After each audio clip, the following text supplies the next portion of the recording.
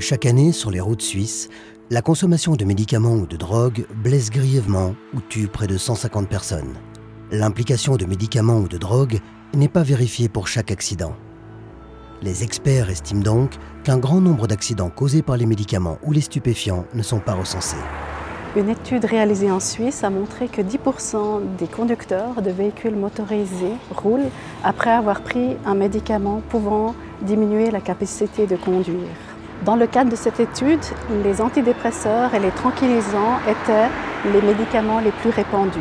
En début de traitement ou à la suite d'un changement de posologie, la capacité de conduire est davantage entravée. Les conducteurs sous-estiment souvent l'effet des médicaments sur leur capacité de conduire, en particulier ceux délivrés sans ordonnance.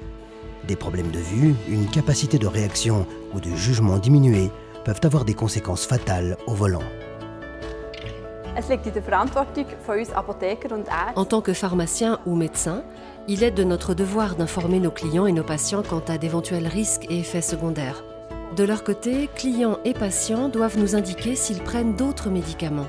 Des remèdes apparemment inoffensifs peuvent aussi avoir des effets secondaires ou interagir avec d'autres substances. En Suisse, on compte quelques 3500 médicaments et remèdes autorisés qui peuvent réduire la capacité de conduire.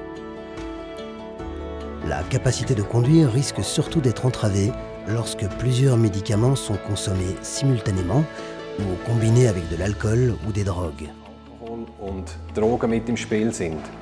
Mais il existe aussi des médicaments qui permettent à certaines personnes de conduire.